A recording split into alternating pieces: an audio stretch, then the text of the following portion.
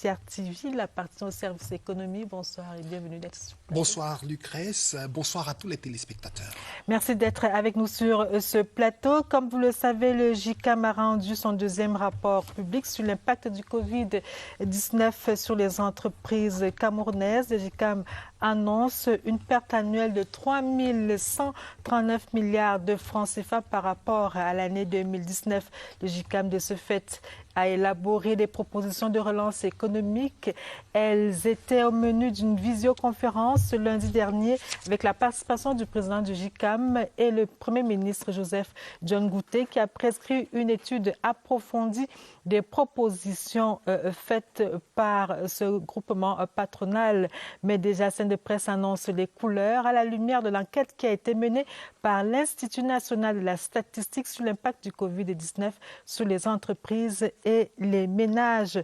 Une autre enquête va également retenir notre attention ce soir. C'est celle qui est menée par la Fondation Brain Research Africa Initiative. Elle porte sur l'évaluation de l'adhésion des populations camerounaises aux 20 mesures barrières édictées par le gouvernement, mais aussi et surtout sur l'impact du Covid-19 sur le fonctionnement de notre cerveau. Le professeur Alfred Ndiamchi est neurologue et il sera avec nous sur ce plateau dans la deuxième partie de cette édition de Scène de presse. Une fois de plus, bonsoir donc, Monsieur le directeur général de l'INS. Vous avez donc évalué l'impact du Covid-19 sur les entreprises et les ménages au mois d'avril. Le JICAM parle aujourd'hui de 96% d'entreprises affectées par le Covid-19 contre 92 en avril. Comment expliquez-vous cette aggravation de la situation ?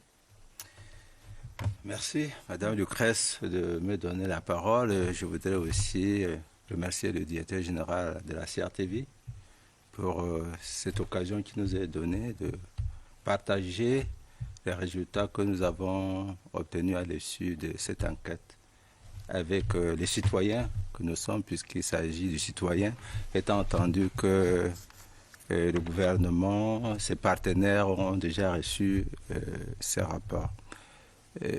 Effectivement, parlant de résultats de l'étude réalisée par le JICAM, oui, j'ai pris connaissance des résultats de cette étude qui montre une aggravation de l'impact sur les entreprises, notamment les entreprises du groupe du JICAM, puisqu'il faut bien noter qu'il s'agit d'un groupement, même si dans la note méthodologique, il est fait question que certaines entreprises qui ne sont pas de groupe ont été consultées, ce qui est une bonne chose. Mais permettez que je parle davantage de l'enquête que nous avons réalisée et qui effectivement portait sur les entreprises, mais également sur les ménages. Parce que parlant de la pandémie, les seules cibles visées ne sont pas que les entreprises. Tout à fait, nous allons revenir sur les ménages. Mais est-ce que vous avez vu venir cette aggravation de la situation? Oui, disons que déjà, l'étude que nous avons réalisée évalue et aboutit à des conclusions de cette nature où c'est la quasi-totalité des entreprises consultées. Au total, plus de 700 entreprises qui ont été contactées, touchant toutes les branches d'activité, qui ont exprimé cette préoccupation, l'impact de la pandémie sur leurs activités, en termes, n'est-ce pas, de la faiblesse de la demande intérieure, en termes de difficultés d'approvisionnement, mais aussi en termes de, évidemment, sur leur chiffre d'affaires, et sur leur possibilité à pouvoir mobiliser des financements extérieurs. Vous savez, il y a un certain nombre de mesures qui ont été prises et qui ne permettaient pas que les entreprises, notamment qui achètent des consommations intermédiaires à l'étranger, puissent s'approvisionner normalement. En même temps, sur la liste des mesures, il y en avait celles qui touchaient, n'est-ce pas, au transport, qui touchaient aux frontières. Vous comprenez que les entreprises puissent avoir ce genre de difficultés. Donc, notre étude montrait déjà que ces impacts sont réels. Mais en regardant plus en détail, peut-être pendant que nous allons échanger, nous pourrons aller plus loin sur comment est-ce que l'impact a été apprécié, quels sont les modes de transmission et peut-être quelles sont les stratégies que les entreprises ont à adopter pour chercher à s'en sortir. Alors, il y a les entreprises, c'est vrai, mais il y a également l'État qui paye un lourd tribut de cette crise sanitaire. Oui, bien sûr, puisque nous avons 3 acteurs. Il y a l'État qui est au centre, il y a les entreprises, et puis il y a les ménages. Voilà. Donc, finalement, l'entreprise, nous avons commencé par les entreprises. Nous allons parler aussi de l'État, puisque l'État agit par les moyens dont il dispose, notamment son budget, puisqu'il faut financer les activités. Ça coûte cher d'assurer la santé des populations. Et puis, en même temps, le gouvernement doit veiller à ce que les entreprises ne ferment pas, n'arrêtent pas les activités, pas seulement pour les questions de recettes, mais aussi pour les questions d'emploi. Et l'emploi, on retouche encore la population. Alors, monsieur le directeur général, qu'est-ce que le statisticien que vous êtes comprend entre avril et 3 ou 4 mois plus tard? Qu'est-ce qui a fondamentalement changé pour que la crise s'aggrave, pour que les entreprises se sentent plus asphyxiées? Écoutez, déjà, si nous commençons par l'évolution de la pandémie. Vous savez, c'est une pandémie qui a évolué très vite. Et je pense que tous les experts en matière de santé relèvent cette nature. C'est rapide, c'est violent, c'est discret et on n'arrivait pas à savoir comment faire pour juguler son évolution. Alors, ce qui fait que dans cette posture, le Cameroun et beaucoup d'autres pays d'ailleurs, le Cameroun n'est pas seul, a pris une série de mesures, dont certaines qui ne permettent pas à l'entreprise de fonctionner normalement. Alors, dès lors que l'entreprise ne peut plus exercer ses différentes fonctions de manière normale, il est clair que l'impact sera ressenti. La durée va aggraver le ressenti. Et je pense que nous sommes, lorsque vous parlez de 3 mois, vous voyez bien qu'il y a un ressenti.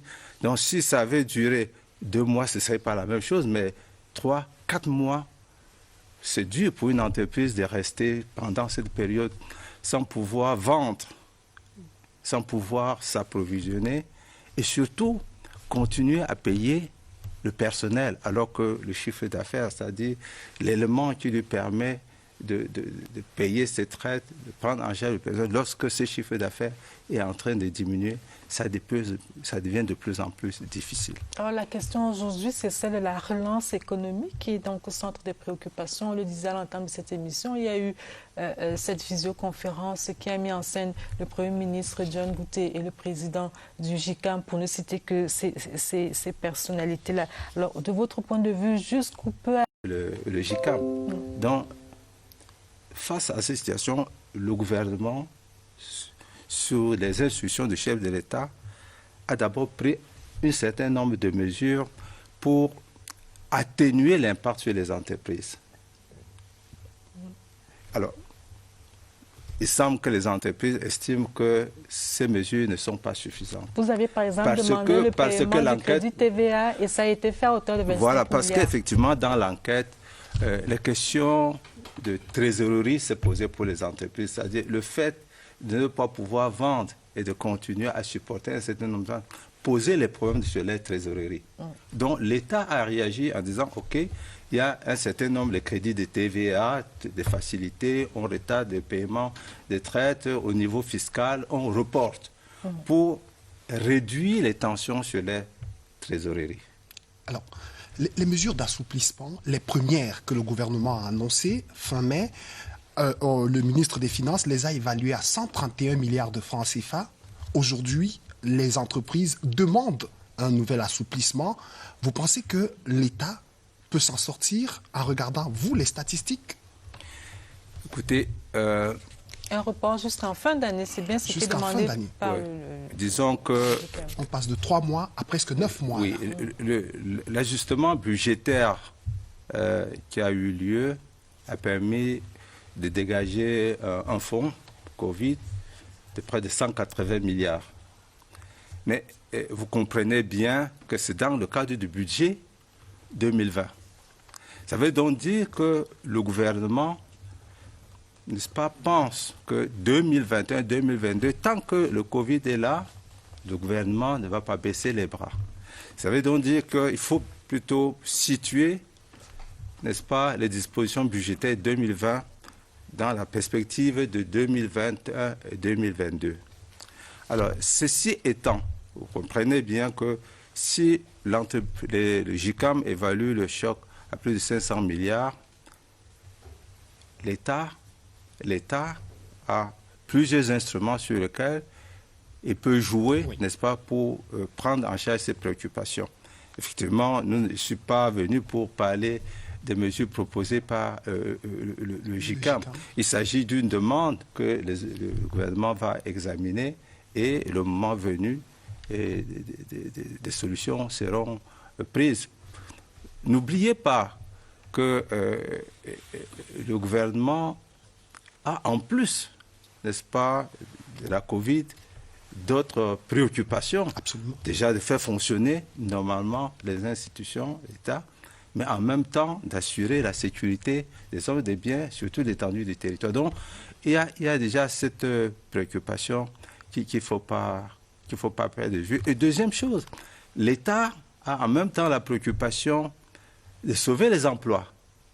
Donc, mais les entreprises n'ont pas fait de cessation d'emploi pour le moment. Ben justement, nous allons...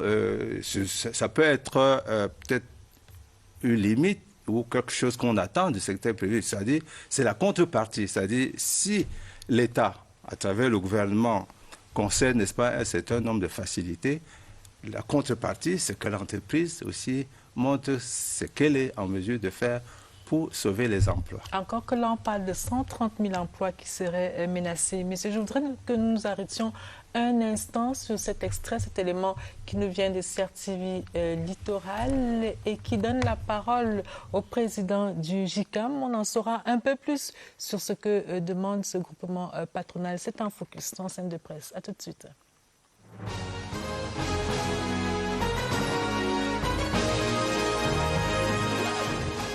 C'est la première fois, moi, dans ma vie de chef d'entreprise, que je vois on licencie autant, qu'il y a autant de personnes en chômage technique.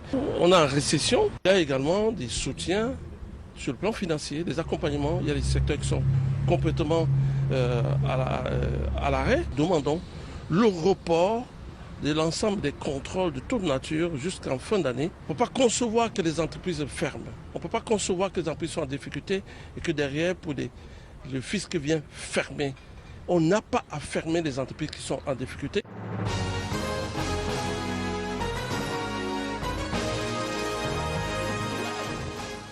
Monsieur le directeur général, vous avez entendu, on n'a pas fermé les entreprises qui sont en difficulté. Qu'est-ce que vous en pensez quand on sait que l'État a quand même besoin de ressources pour pouvoir financer, pour pouvoir fonctionner, faire face à ces charges? Oui, lequel je comprends parfaitement.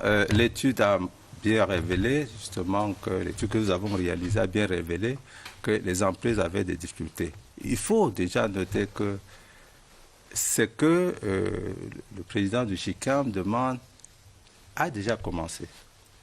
Certain nombre de mesures ont été déjà prises dans cette direction. N'est-ce pas? Et deuxième chose, le ministre des Finances, je pense que c'était la semaine qui vient de s'achever, a répondu de manière officielle à ces plaintes, n'est-ce pas, pour bien dire que pour l'année en cours, les contrôles sont suspendus, n'est-ce pas, justement pour éviter que nous puissions encore nous retrouver dans la même situation. Donc il y a un certain nombre de mesures d'allègement qui ont été prises par le ministre des Finances allant dans le sens du JICAM et des autres entreprises. Monsieur le directeur général, au cours de votre première enquête, celle que vous avez faite en avril, vous leur avez posé un certain nombre de questions. Quelques-unes de ces questions tournaient autour de leur connaissance de la maladie. Vous allez peut-être être interpellé. quelles seraient les questions qui intéresseraient l'Institut pour le moment pour bien comprendre la difficulté des entreprises? C'est vrai que lors de la première étude, c'était l'impact et les modes de transmission de ces impacts au sein de l'entreprise et les stratégies de résistance, de résilience du côté des entreprises. Et enfin, ce qu'elles souhaitent que l'État fasse pour elles. Puisse faire. Évidemment, nous avons, toujours à la demande du gouvernement, prévu une deuxième étape, une étude plus approfondie. J'ai bien noté ce que le Premier ministre a dit. Une étude plus approfondie qui devra permettre au gouvernement, parce que n'oublions pas que dans cette situation, le gouvernement a une stratégie qu'il ajuste régulièrement, Donc, il y a la résilience, mais il faut la relance. Donc, vous comprenez bien qu'on ne pourra pas parler de la relance sans les entreprises. Est-ce que... Donc, je vais donc dire que pour l'étude qui va être menée dans les prochains jours, surtout, on a souhaité que ce soit au moment où la pandémie est vraiment pas complètement finie, mais au moins que ce soit vraiment résiduel. Oui. Qu'on fasse une étude approfondie, à ce moment, avec les entreprises, on pourra aller jusqu'à apprécier leur situation bilancielle à travers une étude que nous appelons une étude sur la rentabilité économique et financière des entreprises. À ce moment, nous aurons des informations, des ratios par branche d'activité. À ce moment, avec ces informations par branche d'activité, le gouvernement pourra mieux cibler ses interventions en direction de ces entreprises. C'est-à-dire une entreprise qui a besoin d'un problème de fonds de trésorerie. Vous n'allez pas lui donner une facilité pour la commercialisation, si tel est le cas, parce qu'elle a besoin d'un fonds de trésorerie. Donc, on devra tenir compte de ces conclusions. Mon intérêt, monsieur donc aujourd'hui, on peut dire que savoir... le GICAM est un peu en avance, mais c'est tout à fait normal. Mon intérêt, c'est de savoir, vous avez posé des questions à une première étape. Ces questions ont poussé l'État à agir d'une certaine façon. Oui. Est-ce que ce ne sont pas les questions que vous avez posées qui n'étaient pas suffisamment précises? Des chiffres d'affaires. Donc c'était valable à cette époque. La deuxième étude, comme vous dites, est part de la connaissance qu'on a sur les modes de transmission. Lorsqu'on sait très bien que l'étude révèle que les entreprises camerounaises résistent mieux à la pandémie parce que la demande, c'est-à-dire ceux qui achètent leurs produits, c'est davantage les Camerounais. Et qu'ils s'approvisionnent aussi majoritairement sur le marché national. C'est une information extrêmement utile. C'est ça qui fait la force de notre résilience. Et je pense que le gouvernement a déjà capitalisé cette information et qui va passer à la seconde phase. À la seconde phase, maintenant, ce ne sera plus des informations, des appuis généralisés. Ce sera ciblé. Et je pense que c'est là où nous évoluons. Donc notre étude doit permettre de mieux cibler pour répondre... Et c'est justement l'une des propositions du GICAM qui demande que les mesures prises par le gouvernement ne s'appliquent pas automatiquement et directement aux entreprises affectées par la crise. Ce sera peut-être désormais au cas par cas, en regardant la situation réelle de chaque entreprise. Oui, en faisant cette suggestion au gouvernement, je pense que le GICAM s'aligne naturellement sur les conclusions. Nous avons dit cette première étude a permis de baliser le terrain, d'avoir les grandes lignes, de savoir qu'il y a quand même, il faut le signaler, des groupes d'entreprises qui s'en sortent. Que dans le secteur de la santé, les unités s'en sortent. C'est vrai de dire que les gens profitent de ce que les gens sont malades pour faire des chiffres, mais c'est une réalité. Mais les entreprises qui se sont vite ajustées pour produire des biens ou offrir des services utiles pendant la période de pandémie s'en sortent. Mais il y en a, comme le tourisme, l'hôtellerie, les transports, l'éducation, qui souffrent et ont souffert le plus. Donc déjà, même donnant des grandes lignes, il y avait quand même certaines orientations qui ont été données. Et c'est pour cette raison, ne soyons pas surpris que le gouvernement, sous les institutions du chef d'État, avait déjà commencé à ouvrir dans ces branches où la situation était presque insoutenable. Parlons toujours en rapport avec votre enquête, la première, de l'échantillonnage que vous avez opéré pour les entreprises. Vous annonciez tout à l'heure environ 700 entreprises. Est-ce que cet échantillonnage représentait les entreprises de telle sorte qu'on réponde véritablement à des questions ciblées maintenant? Oui, mais la Syrie, vous rentrez dans des questions purement techniques, méthodologiques, mais je devrais vous rassurer, en même temps rassurer les téléspectateurs, que les 760, c'est même un peu... 760 entreprises, n'est-ce pas, ont été sélectionnées de manière à couvrir toutes les branches d'activité. Et ce que nous utilisons, parce qu'en temps normal, on peut pondérer par le chiffre d'affaires. C'est-à-dire qu'une grande entreprise, lorsqu'elle répond favorablement, son poids pèse plus lourd qu'une entreprise de moindre taille. Mais ici, nous avons utilisé la structure des entreprises que le recensement général des entreprises nous donnait en 2016, qui est une structure encore utile. Nous l'avons utilisée pour caler de manière à nous assurer que les réponses et les situations qui sont décrites par branche d'activité soient représentatives de la situation de la branche ou du secteur.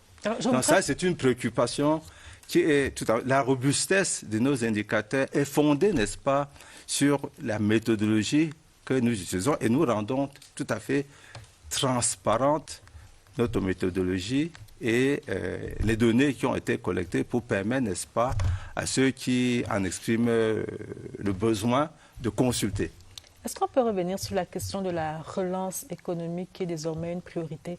Comme on l'a dit, l'INS a recommandé par exemple de prioriser les entreprises locales dans la commande publique, mais on sait que parfois ce type d'initiative bute sur le know-how des entreprises locales, mais également sur leur surface financière. Dans ce cas, qu'est-ce qu'il faut faire? Oui, cette recommandation a été faite. Je pense que c'est juste pour renforcer certaines dispositions de notre code de marché public, de dire à ceux qui en font la commande d'être plus attentifs à cette disposition. Vous savez, dans presque tous les pays du monde, on essaye de protéger le tissu productif national. Alors, la préférence nationale voudrait que à offre technique équivalent que la préférence soit donnée à l'entreprise nationale. Mais on peut aussi penser à un sort de mixage, que si c'est une entreprise étrangère qui gagne le marché, que le privilège soit donné à celle qui associe les PME et PMI nationales. Je pense que c'est en même temps un moyen de faire de l'apprentissage, parce que lorsque vous êtes sous-traitant, vous apprenez. Et c'est par ce biais aussi qu'à long terme, ces entreprises de sous-traitance peuvent devenir des entreprises qui soumissionnent et gagnent des marchés. Donc pour nous, c'est une démarche qui existe, mais que nous pensons que dans le contexte de la pandémie, il faut renforcer, il faut être plus attentif pour que ce soit... Pourquoi est-ce que cela est... On aurait pu parler de la substitution des importations aussi. Mais ça a aussi des limites. Ça a aussi des limites parce que la substitution des importations présuppose qu'on garde les mêmes habitudes de consommation. Parce que vous voulez juste remplacer ce que vous importiez. Alors que l'approche du gouvernement aujourd'hui, c'est la transformation structurelle de l'économie. D'ailleurs, le chef de l'État l'a plusieurs fois dit, nous devons consommer ce que nous produisons. Il n'a pas dit que nous devons importer et transformer. Consommons ce que nous produisons. Donc, je voulais donc dire qu'il y a cette disposition, mais il y a aussi la transformation structurelle qui est, n'est-ce pas, une mesure dans les cordes. Mais est-ce que l'import-substitution, ce n'est pas justement de produire assez ce que nous consommons, mais également de transformer ce que nous consommons pour que cela soit utilisable par le plus grand nombre, le plus rapidement possible? Encore que, monsieur le directeur général, l'une des conclusions de votre enquête précédente que j'ai lue indique que les entreprises camerounaises n'ont pas eu beaucoup de difficultés en raison de la fermeture des frontières, mais plutôt de l'affaiblissement du marché local. Donc il n'est pas question de regarder les importations, mais plutôt de regarder la consommation au niveau local. Oui, effectivement, lorsque on limite le champ de la consommation des biens, on peut aller dans cette direction. Mais si vous élargissez le champ de la consommation, y compris les produits alimentaires de grande consommation, vous allez bien vous rendre compte que cette approche est limitée. Nous importons beaucoup de riz, nous importons beaucoup de farine. Et donc, du blé, pardon. Alors, substituer les importations sans changer les habitudes de consommation, ça veut dire que on importe le blé, on transforme, ou bien on produit le blé sur place. Est-ce que notre écologie nous permet de produire du blé? Substituer dans ce sens pourrait également dire... J'ajoute, je voudrais d'abord... pourrait également signifier laisser le blé et utiliser plutôt la farine de manioc ou de plantain. Ce serait également ça, je suis tout à fait d'accord, oui. Dans ce sens, oui. Mais je voudrais aussi parler de la fragilité des économies qui dépendent, n'est-ce pas, beaucoup des importations. Effectivement, vous voyez, avec la fermeture des barrières, il y a une limitation au commerce international. Donc, effectivement, nos entreprises ont pu résister parce que la part de leur consommation intermédiaire, la part la plus importante, était produite localement. Oui. Donc, s'ils dépendaient à plus de 50-60% de l'étranger pour leur consommation intermédiaire, vous comprenez très bien que le choc allait être plus dur. Alors, je voudrais maintenant que nous revisitions les mesures qui avaient déjà été prises par le gouvernement le 30 avril dernier. C'est dans ce zooming que nous propose Cyril Kingé-Mbépé.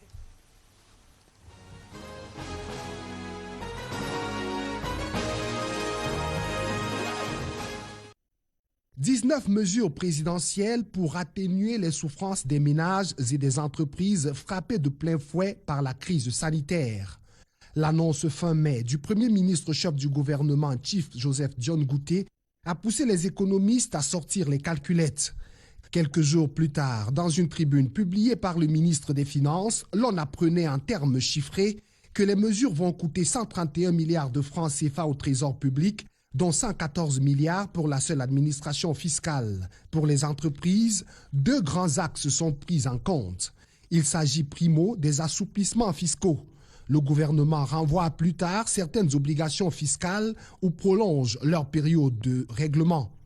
Secondo, le soutien à la trésorerie de ces entreprises. 25 milliards de francs CFA sont disponibles pour la TVA.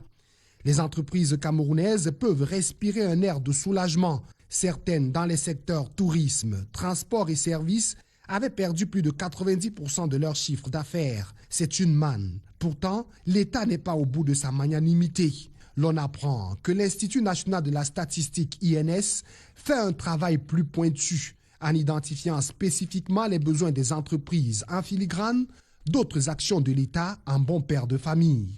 On avait cru, en allant vers la collecte, que ça allait être par le biais de la demande extérieure, c'est-à-dire des imports et des exports liés à la fermeture des frontières. Mais les entreprises nous ont bien fait comprendre, à 95%, que la Covid a beaucoup plus diminué le marché intérieur. Certains ont été amenés à des baisses de salaires. Il y a un certain nombre d'entreprises qui ont plutôt mis du personnel en congé technique. Malheureusement, pour certaines entreprises, elles sont arrivées jusqu'au licenciement. La première, c'était d'atténuer les effets de la Covid sur la trésorerie des entreprises. La deuxième grande recommandation, de participer à la relance de la demande intérieure. La troisième recommandation, c'est d'atténuer les effets des coûts de production. Et enfin, c'est d'atténuer l'effet sur les réductions d'emploi des employés, parce que ça a un impact immédiat aussi sur la pauvreté. Le JICAM, le MECAM et d'autres organisations patronales sont traitées avec la plus grande attention par les pouvoirs publics. En première ligne, le Premier ministre qui les reçoit. L'on entend alors qu'il faut sauver le pays d'une récession grave. Le choix du gouvernement de ne pas lâcher le secteur privé ouvre la voie à l'engagement des partenaires au développement. Ça aussi, c'est une valeur ajoutée pour l'économie camerounaise.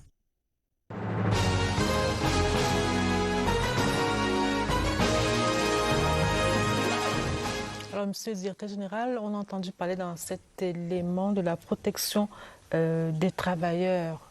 Qu'est-ce que vous proposez? Vous protégez les travailleurs, par exemple, contre le chômage?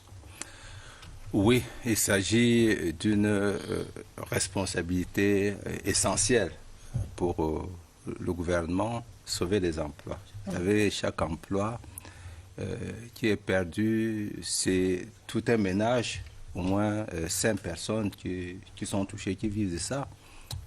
Nos résultats des recensements l'ont prouvé. Donc, les mesures qui sont prises aujourd'hui, jusqu'à maintenant, visent à permettre aux entreprises d'être résilientes. Mais la résilience, telle que nous l'avons vu dans les enquêtes, a fait que dans cette résilience, les entreprises ont été obligées de procéder à des ajustements sur l'utilisation des effectifs. Malheureusement, il y a des cas de licenciement. Mais la préoccupation actuelle, qui est l'une de nos recommandations, c'est la relance. C'est que, après toutes ces longues périodes de 12% ont été licenciés. On parle également de près de 130 000 emplois qui sont risqués. Qui sont menacés aujourd'hui. Oui, qui sont risqués. Oui, ça montre que effectivement la pression y est. Et je pense que la réunion à laquelle vous avez fait allusion tout à l'heure entre le Premier ministre, le chef du gouvernement et le GICAM participe, n'est-ce pas, de cette volonté, n'est-ce pas, du gouvernement de vite trouver une solution, une voie de sortie. De trouver une voie de sortie. Mais ça ne doit pas se faire de manière aveugle. Monsieur le directeur général, quel est le commentaire que le statisticien que vous êtes fait de ce que le GICAM demande en ce moment? Vous dites, en regardant vos études, que c'est exagéré, que c'est trop exigeant, ou bien que c'est normal, juste? Écoutez, évidemment, je pense que le GICAM et le président du GICAM est dans son rôle. Il est dans son rôle de poser les problèmes auxquels font face les entreprises. Le problème est réel. Il est réel. Nous ne pouvons pas douter. L'ampleur, c'est là puisque presque toutes les branches d'activité sont touchées. Mais ce qui est connu, c'est que les entreprises ne sont pas touchées de la même façon, avec la même profondeur. Donc, il faut aller au cas par cas. Donc, le président du GICAM, étant dans son rôle, j'aurais souhaité également qu'il tienne compte, parce que j'ai lancé un coup d'œil sur la liste des mesures. C'est beaucoup plus l'État qui doit faire le geste. Mais je n'ai pas vu en face ce que l'entreprise fait comme geste va aussi apporter. Pour dire, notamment pour protéger l'emploi. Parce que nous parlons de l'emploi.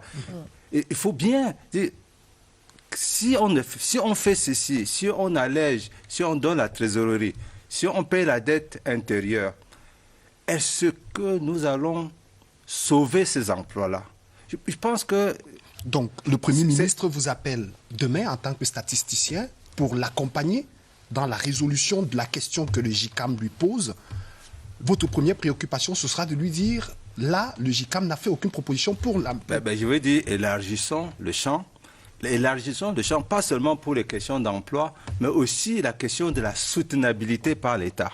Vous savez, l'État a plusieurs fonctions. Ce n'est pas ici qu'au cours de cette émission que nous allons revenir sur les fonctions régaliennes de l'État. D'autres experts en parlent, les questions sécuritaires, les questions de fonctionnement normal. C'est l'État. Donc, je pense qu'il faudrait bien qu'on retrouve l'équilibre. Et je pense que le gouvernement va trouver un équilibre, n'est-ce pas, pour voir qu'est-ce qu'il faut faire de manière juste pour permettre aux entreprises de s'en sortir avec le moins de dégâts possible, mais en même temps que l'État reste sur ses pieds pour pouvoir résoudre les autres problèmes auxquels il doit apporter des solutions crédibles. Et parmi ces solutions crédibles, parce que nous parlons beaucoup sans parler même des malades, parce qu'on parle de l'entreprise, mais il y a des milliers de Camerounais qui attendent que l'État fasse quelque chose pour eux. Il y a des milliers de ménages qui ne trouvent plus à manger, mais qui attendent. Vous voyez, l'intervenant de tout à l'heure, il est revenu sur les questions de pauvreté. Je pense que les entreprises n'ont pas intérêt à avoir des populations qui n'ont pas de pouvoir d'achat pour acheter. Donc, vous voyez, le gouvernement doit trouver cet équilibre pour qu'il y ait une population avec un pouvoir d'achat pour acheter ce que l'entreprise propose. Donc, c'est pour cette raison que je dis, si j'avais la chance, n'est-ce pas, de donner un avis sur tel sujet, j'irais dire oui, qu'on élargisse le champ et qu'on voit avec les entreprises quelle est la part de leurs efforts en direction de l'emploi, mais aussi parce qu'il faut continuer à donner les moyens à l'État. Vous savez, l'État ne fait que retourner ce qu'il reçoit. Donc, vous ne pouvez pas lui demander plus de ce qu'il a. J'ai noté aussi qu'on demandait au gouvernement de peser aussi sur le secteur financier, les banques centrales pour travailler.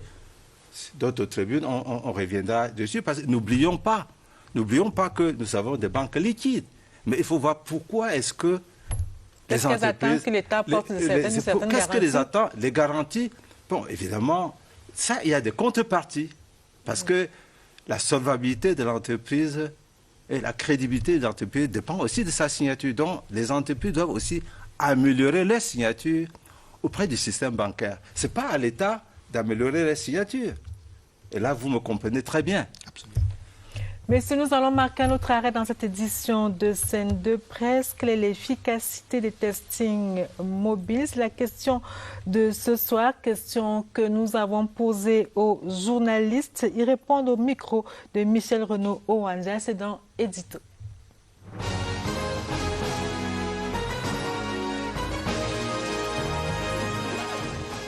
C'est une avancée qu'il faut saluer dans la lutte contre la Covid-19 parce que lorsque le gouvernement choisit de ramener les tests vers les populations, cela va permettre de pouvoir identifier les personnes qui sont malades ou en tout cas qui ont des traits relatifs à la maladie et donc de pouvoir rapidement les prendre en charge. Ça va permettre d'avoir une idée surtout des cas de contamination que nous retrouvons dans les communautés. Ça va permettre également de prendre en charge rapidement ces personnes et de barrer la route à la propagation de la maladie. Il y en a qui ont peur de se faire dépister, pensant que lorsqu'on découvre que vous avez tel virus, immédiatement c'est la mort qui vous attend. Donc cette méthode qui consiste à se déplacer, à aller vers des grandes agglomérations, c'est très important. C'est une avancée stratégique dans la lutte contre la Covid-19 du point de vue de la prévention. Parce que dites-vous bien que quels que soient les moyens de l'État, quels que soient les mécanismes de lutte qui sont engagés par les pouvoirs publics, si on n'arrive pas à détecter les personnes qui sont effectivement atteintes, eh bien la lutte va être difficile. Le plus important, c'est d'avoir une idée sur le nombre de personnes contaminées au Covid-19. Après cette idée-là, je crois qu'il sera question maintenant de la prise en charge parce qu'elle est très importante dans le combat qui est mené contre cette maladie. Mais dire que le dépistage va réduire la pandémie, je ne pense pas. Ce sont des mesures barrières et avec ces mesures d'accompagnement qui peuvent faire en sorte qu'on puisse circonscrire la pandémie.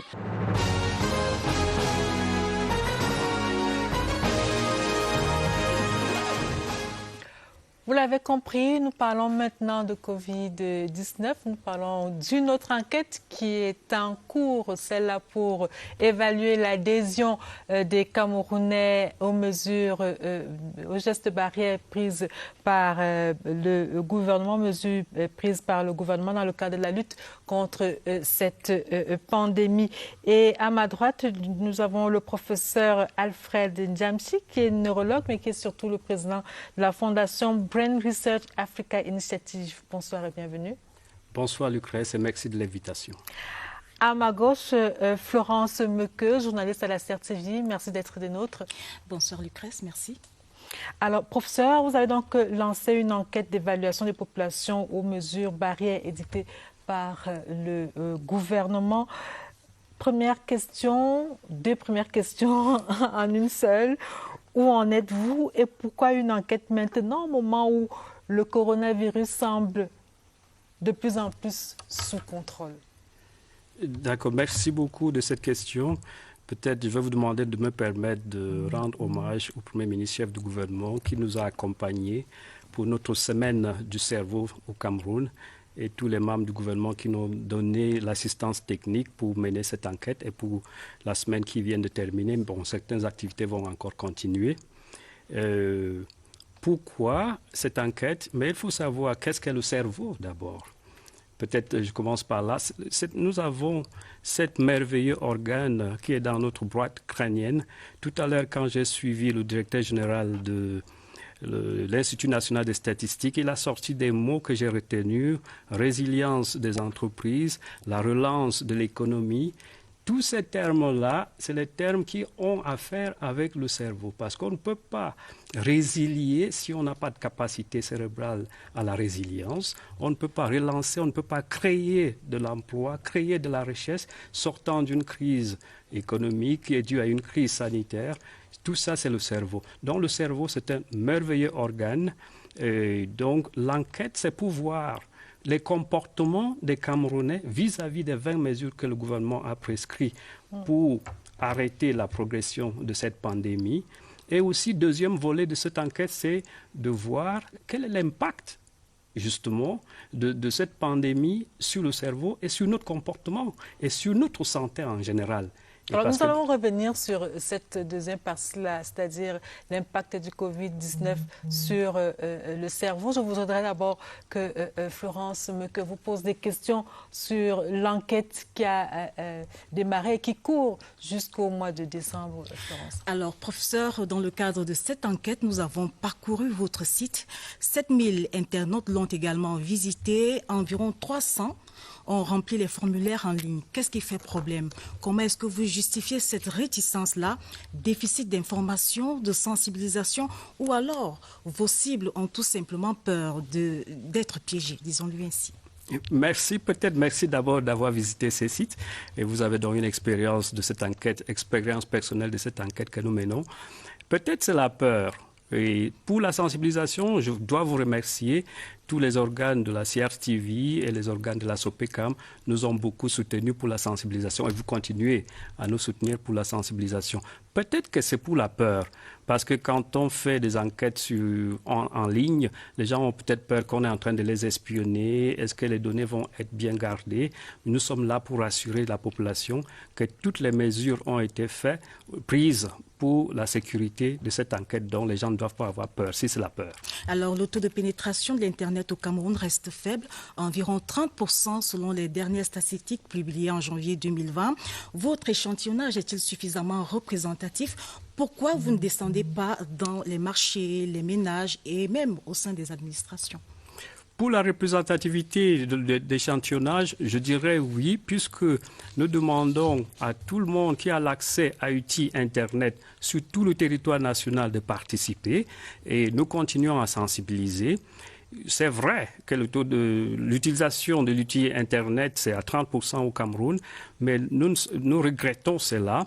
Mais il faut aussi savoir que nous n'avons pas peur que ça va influencer sur les résultats parce que nous savons que cette pandémie a commencé pas par les zones rurales, ça a commencé par des zones urbaines et par une élite de la population qui a accès à cet outil dont nous pensons que nous restons bien dans le cible de la population qui est ciblée. Et si, comme vous nous aidez à sensibiliser, si les gens remplissent de plus en plus de questionnaires, on aura plus de données pour avoir les conclusions fiables. Alors, Florence, est-ce que ce faible taux de remplissage de ces fiches n'est pas déjà révélateur de la faible adhésion des Camerounais à ces mesures-là? Ça sera peut-être une interprétation qu'on va voir à la à l'analyse finale des résultats. Nous sommes qu'au début et on va prendre ça en considération. Peut-être c'est aussi le comportement du Camerounais. Nous n'aimons pas trop lire et écrire. Nous sommes plutôt orales. Nos populations africaines sont plutôt orales. Mais je pense qu'on verra ça. C'est des choses à considérer dans l'analyse, justement. Alors, professeur, vous le savez, le paludisme constitue la première cause de mortalité et de morbidité en Afrique. Au Cameroun, 40% des lits d'hospitalisation dans nos formations sanitaires sont occupés par les patients souffrant de paludisme. Qu'est-ce qui vous fait courir autant pour le Covid-19 et pas assez, permettez-moi, pour le paludisme et bien d'autres pathologies? Merci beaucoup de cette question parce que vous nous permettez là d'expliquer que nos recherches ne se limitent pas seulement au Covid-19. Covid-19 vient d'arriver. Depuis très longtemps, nous travaillons sur le VIH, sur d'autres pathologies qui touchent le cerveau. Et parlant justement du paludisme, nous avons fait une étude, mon équipe a fait une étude chez les enfants qui ont fait du paludisme pour regarder l'impact du paludisme sur le cerveau. Et nous avons constaté 3 choses. Première chose, que le paludisme à long terme peut donner les troubles de mémoire, des troubles de concentration chez les enfants. En fait, ça touche de 3 à 7 enfants sur 10. Et deuxièmement, un enfant sur 3 qui fait de paludisme sévère est à risque important de faire l'épilepsie plus tard. Une autre trouvaille que nous avons fait, le troisième, qui est très intéressant, c'est que concernant l'épilepsie, en faisant un électroencéphalogramme pour les enfants qui ne font pas encore de crise d'épilepsie, on peut détecter les enfants qui sont plus à risque de faire de l'épilepsie et les suivre plus près pour prendre en charge tout ça. Donc, nous nous intéressons à tout ce qui touche le cerveau, la drépanocytose, les accidents vasculaires cérébraux et tout ça. Donc, ce n'est pas seulement le Covid-19. Alors, revenons au Covid-19, justement, malgré l'assouplissement des mesures barrières, l'on note un relâchement dans le port généralisé du masque dans les espaces publics. À l'épreuve des faits, le masque est tombé. Certains Camerounais résistent. Et quelle thérapie innovante proposez-vous? Que faire pour amener les Camerounais à respecter les mesures barrières?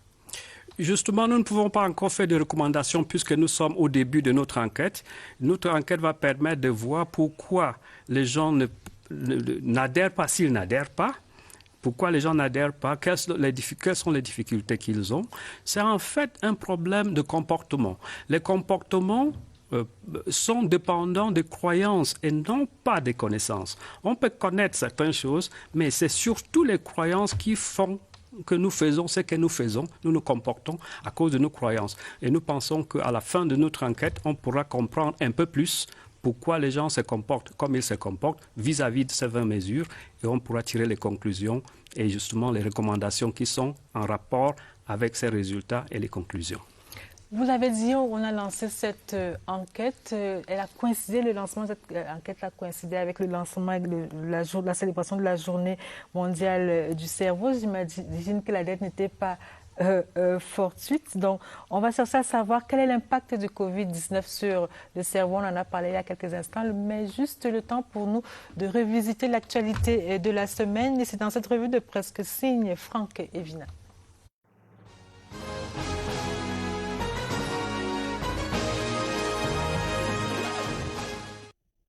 L'utilisation des fonds destinés à la lutte contre le Covid-19 en une dans Cameroun Tribune du lundi 27 juillet.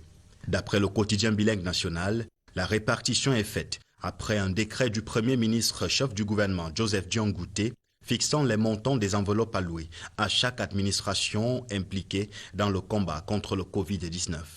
Dans cette répartition, Mutation indique que 1,9 milliard de francs CFA seront injectés dans les districts de santé et les responsables de ces formations hospitalières tenus de présenter un compte d'emploi de ces fonds dans un délai de 45 jours. Dans sa parution du 27 juillet, le quotidien de la rue de l'aéroport, qui donne la parole au ministre de la Santé publique, le docteur Manaouda Malachi, révèle que la pandémie aura jusqu'ici coûté à l'État du Cameroun 20,2 milliards de francs CFA.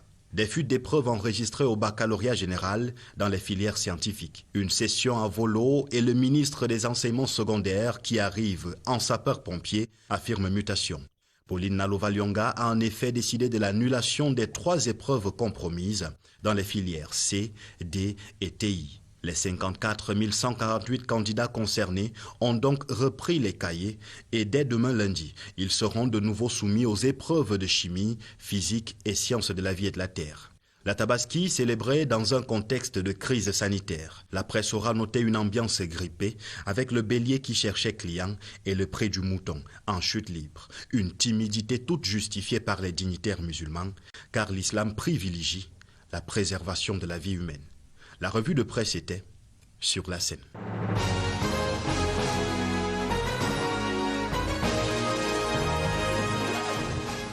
Merci Franck Evina. Alors professeur, une question que beaucoup de téléspectateurs attendent ce soir. Quel est l'impact du Covid-19 sur le cerveau, sur le fonctionnement du cerveau? Merci. Au début, on a cru que le Covid-19, c'était une maladie du poumon, mais quand on a compris un peu plus sur son mécanisme, et on a commencé à comprendre que tous les organes du corps, en fait, peuvent être touchés, y compris le cerveau, parce que la pathologie, le mécanisme de la maladie, c'est qu'il y a une inflammation. L'infection cause une inflammation dans les vaisseaux, et les vaisseaux peuvent être bouchés. Et quand les vaisseaux sont bouchés dans le cerveau, ça fait une attaque cérébrale. Donc les AVC ischémiques. Ça peut aussi faire les AVC hémorragiques, c'est-à-dire les vaisseaux s'éclatent et le sang se trouve là où il ne devrait pas se trouver. Et c'est une des complications qu'on voit, surtout chez les jeunes. Et puis, même le système nerveux périphérique, certaines polyneuropathies ont été décrites, certains nerfs crâniens ont été affectés par le Covid, directement par le Covid. Et puis, à long terme, on pense même que les maladies qui sont normalement dues au vieillissement, par exemple les démences de Alzheimer, la maladie de Parkinson, par exemple, ces maladies-là, peut-être sont en train d'être aggravées par le Covid. Et à long terme, on peut voir d'autres problèmes chroniques qui sont dus peut-être au Covid-19, comme qu'on a vu dans le cas de VIH-Sida. Donc, toutes les fonctions cérébrales peuvent être touchées par le Covid. Professeur, depuis le début de la crise... Quand on a la peur, il y a devant une crise, il y a trois réactions. Soit on a la peur, et on fuit, le cerveau ne fonctionne plus et on abandonne, et c'est la fin de la vie. Ou bien, on a la prudence, c'est-à-dire on fuit. Donc le cerveau prépare les muscles pour qu'on court, pour quitter la zone de danger. Ou bien, quand il y a une crise, on peut avoir la pression, c'est-à-dire le cerveau prépare tout le corps, avec tous les autres organes du corps, de lutter contre ces dangers-là. C'est la situation qu'on aime le plus, c'est-à-dire que le cerveau soit en bonne santé de telle sorte que devant une situation critique, donc de crise, que ce soit sanitaire ou économique ou danger de vie, qu'on ne puisse pas s'abandonner pour mourir, qu'on ne doit pas fuir, mais qu'on puisse résister pour vaincre ces dangers et puis sortir résilient et relancer sa vie. Et avec le Covid, qu'est-ce que vous avez constaté? Beaucoup d'anxiété, beaucoup d'angoisse? Beaucoup d'anxiété, beaucoup d'angoisse, et l'enquête va mesurer cet aspect-là. Et maintenant, plus qu'on commence à voir les taux de guérison, je crois que les gens commencent à avoir moins peur, et puis les gens commencent à faire confiance et à revenir à l'hôpital. Et les mesures de prise en charge qui ont été mises en place ont aussi aidé parce qu'on a vu les stratégies de traiter les peu symptomatiques, de traiter, pas seulement attendre que ça soit grave avant qu'on le traite. Tout ça a aidé et ça a aidé aussi à diminuer la stigmatisation. Alors, lorsque je préparais cette émission, j'ai rencontré une jeune dame qui disait n'avoir pas pu dormir pendant 48 heures alors qu'elle était atteinte de cette maladie-là. Qu'est-ce qui peut expliquer ça, cette absence de sommeil? Première explication, ça peut être la peur, parce que quand on a peur, on est anxieux, le sommeil disparaît. Ça peut aussi être l'influence du virus lui-même sur le cerveau. Ça, on est en train d'étudier et on verra bien si ce virus influence toutes ces autres fonctions-là cérébrales. Professeur, toute personne atteinte du Covid-19 doit-elle nécessairement se faire consulter par un neurologue? Non, pas par un neurologue, parce qu'il y a des équipes spécialisées qui les prennent en charge. Le neurologue intervient quand il y a une fonction neurologique qui est atteinte. Mais alors finalement, professeur, la peur devient un couteau, ça va être un couteau à double tranchant dans cette maladie, dans cette crise-là. C'est-à-dire que autant on a peur d'être contaminé par cette maladie, autant on se dit il faut qu'on communique suffisamment pour que les gens aient peur et qu'ils se et qu'ils respectent les mesures barrières, finalement, qu'est-ce qu'on fait? Quel est le bon dosage de cette peur qu'il faut créer chez les gens? Il ne faut pas avoir peur, il faut comprendre et il faut croire. Il faut qu'on amène les gens à accepter la réalité, que le danger est là, et accepter que si on ne fait pas ce qu'il faut faire, on risque d'avoir plus mal. Donc, pas faire peur de telle sorte qu'on va fuir, mais avoir la peur qui nous amène à résister, à avoir la résilience.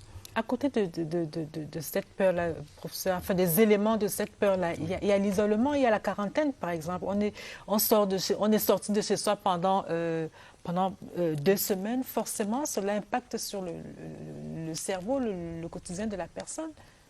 Oui, ça a changé nos comportements. Nous, on ne se reconnaissait pas quand on se retrouve. Et puis, les gens en famille, les comportements ont été complètement changés. Je crois qu'il y a eu l'aspect de la prise en charge psychologique des gens. Et les équipes psychologiques ont été mises en place. Je crois que ceci va aider beaucoup à faire diminuer cette peur et à sensibiliser les gens. Alors, comment l'enquête prend en charge ces différents aspects-là? L'enquête prend en charge la peur parce qu'il y a un instrument qui mesure, qui codifie la peur. Et puis, nous avons aussi mis en place les instruments pour mesurer le sommeil, l'impact sur le sommeil, l'impact sur le comportement. Et nous pouvons dire un peu plus quand nous allons analyser les premières données de ces enquêtes. Est-ce que vous avez donné la possibilité à tous ceux qui vont remplir ces formulaires, par exemple, de se faire consulter? Ce sera possible? Nous les encourageons. Voilà, Madame, Monsieur, c'est la fin de cette édition de Scène de Presse. Merci aux équipes techniques et rédactionnelles. Merci, Madame, Monsieur, d'être venus. Merci au directeur général de l'INS qui était là dans la première partie de cette émission en compagnie de Cyril King et Mbépé. La presse quitte la scène. Merci, bonsoir et surtout, respectez les gestes barrières.